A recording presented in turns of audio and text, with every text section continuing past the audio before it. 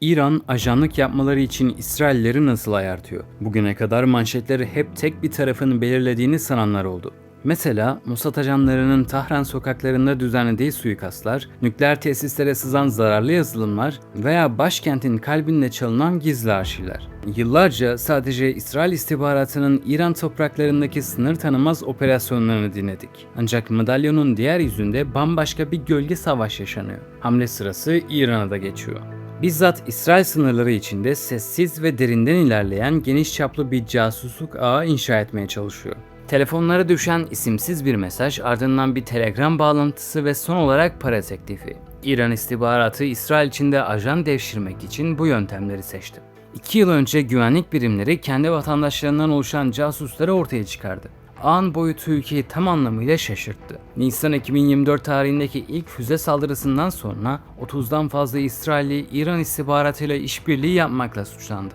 İsrail merkezli Haaretz gazetesine göre 7 Ekim 2023'ten beri en az 72 İsrailli İran istihbaratıyla temas suçlamasıyla iddianameye tabi tutuldu. Shin Bet, casus devşirme girişimlerinin 2025'te %400'lük bir artış gösterdiğini açıkladı. Bu videoda İran'ın İsrail'deki istihbarat çalışmalarını anlatacağız. GZT olarak 3 milyon hedefine emin adımlarla ilerliyoruz. Türkiye ve dünya medyasında olmayan haberleri, içerikleri sizler için hazırlıyoruz. Eğer sizler de görülmeyeni görmek ve konuşulmayanları duymak istiyorsanız kanalımıza abone olmayı unutmayın.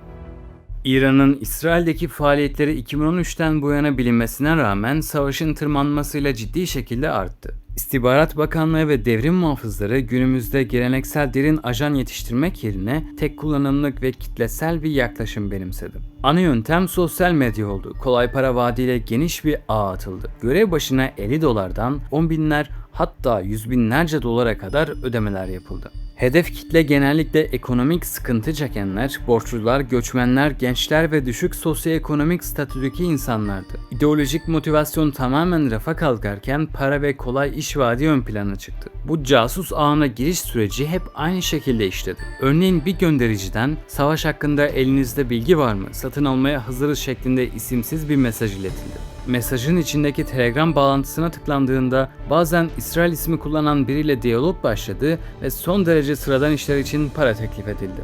Karşı taraf teklife ilgi duyduğunda gizemli rehberler şüphelilerden hemen bir kripto para uygulaması kurmalarını talep etti. İstenen görevler tehlikeli bir hal aldıkça ödenen paranın miktarı da artıyordu. İsrail istihbarat uzmanı Yossi Melman'a göre Tahran'ın stratejisi kalabalık bir kitleye küçük bütçeler dağıtıp aralarından birkaç yetenekli casus ayıklamaktı. Tutuklanan bir şüphelinin ilk görevi yaklaşık 1000 dolarlık bir ödeme karşılığında parka gitmesi ve belirli bir noktaya siyah bir çanta gömülüp gömülmediğini kontrol etmesiydi. Ortada çanta yoktu. Yeni casus adayı durumu kanıtlamak için bir video çekip gönderdi. Ardından broşür dağıtma, poster asma veya sprey boyayla doğrudan Netanyahu'ya hedef alan duvar yazıları yazma görevleri verildi. Sonraki aşama hedef fotoğraflamaktı. İsrailli bir şüpheli ülke çapındaki hassas tesisleri fotoğraflaması için işe alındı. Durumu bir aile şirketine dönüştürüp akrabalarını da sahaya sürdü. Hayfa'daki liman tesisleri, Necef'teki Nevatim hava üssü, ülke geneline yayılan demir kubbe bataryaları ve Tel Aviv'in kuzeyindeki Glilot askeri istihbarat karargahı bu kişiler tarafından tek tek fotoğraflandı. İsraillerin kendi elleriyle fotoğrafladığı bu tesislerin birçoğu ilerleyen günlerde İran füzelerinin doğrudan hedefi oldu.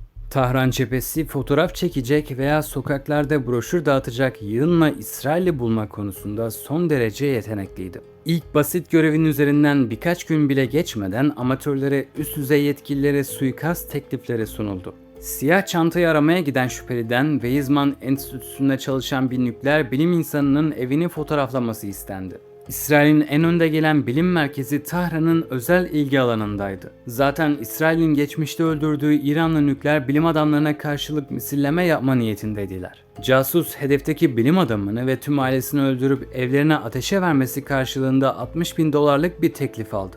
15 Eylül'de enstitünün kapılarına kadar geldi ancak güvenlik görevlilerini aşamayıp sessiz sedasız geri dönmek zorunda kaldı. Ertesi sabah Tahran'daki bağlantılar ajan adayından tekrar enstitüye sızıp yeni kareler yakalamasını talep etti. İsrailli hedefteki bilim adamının aracını kameraya kaydedip $709 kazandı. Ardından araca bir GPS cihazı takması istendiğinde teklifi geri çevirdi. Bazı İsraillilerden profesyonel bir tetikçi ayarlamaları istendi ancak bunu reddettiler. Bilim adamının arabasına GPS takmaktan kaçınan adama ise sadece birkaç gün sonra Netanyahu'nun konvoyuna Molotov kokteyli atma fikri sunuldu.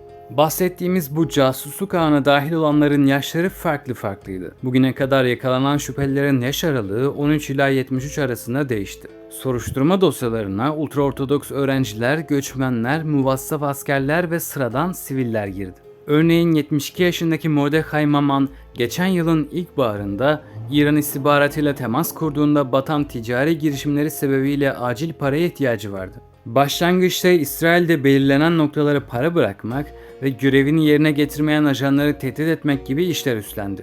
Hatta İranlılar Netanyahu, Shin Bet Başkanı Ronen Bar veya dönemin Savunma Bakanı Yoav Gallant'ın öldürülmesi karşılığında $150.000 teklif etti.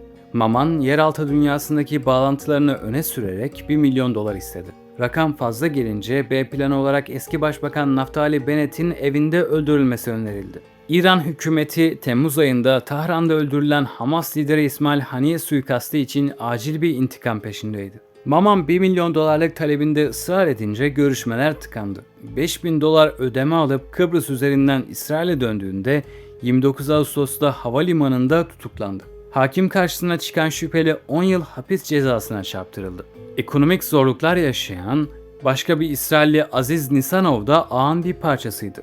Asker kaçağı oğlu Yigal ve reşit olmayan gençlerin de bulunduğu 6 kişilik bir şebeke kurdu. Başlangıçta sivil mekanları fotoğraflayan ekip kısa süre sonra Google haritalar üzerindeki talimatları takip ederek İsrail'in askeri tesislerini görüntüledi. 15 ay içinde 100'e yakın hedefi izleyen ekip $300.000 kazandı. Mayıs 2024 tarihinde Hizbullah grubun gözetlediği ve gelişmiş sensörlerle donatılmış bir İsrail gözlem balonunu düşürdü. Sızdırılan koordinatlar İran ve Hizbullah füzelerine hedef oldu.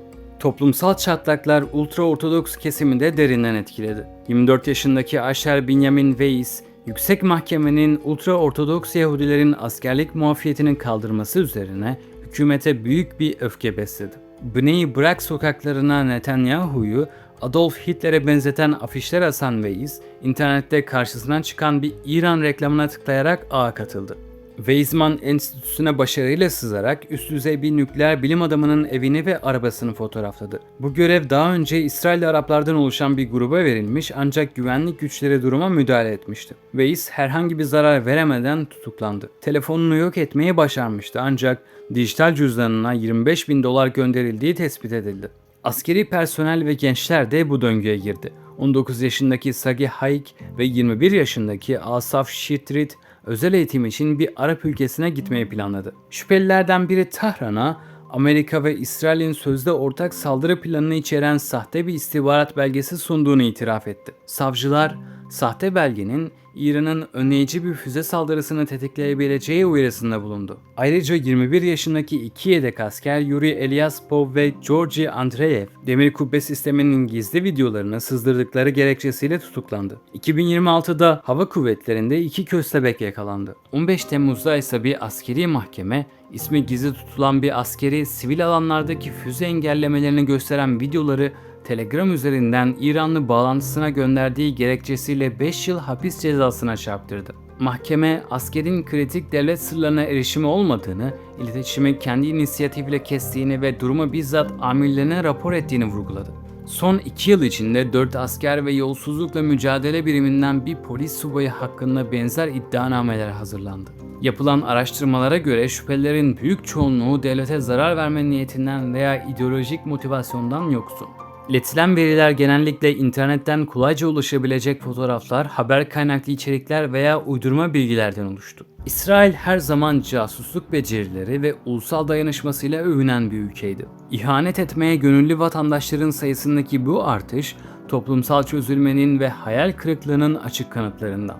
ülkedeki bazı uzmanlar ciddi bir iç çöküş yaşadıklarını düşünüyor. Hükümetin tartışmaları, yargı düzenlemeleri, ekonomik kriz ve siyasi kutuplaşma geleneksel toplumsal bağları kopardı. 7 Ekim sonrasında yaşanan istihbarat zafiyetleri ve rehinelerin kurtarılamaması fay hatlarını iyice belirginleştirdi.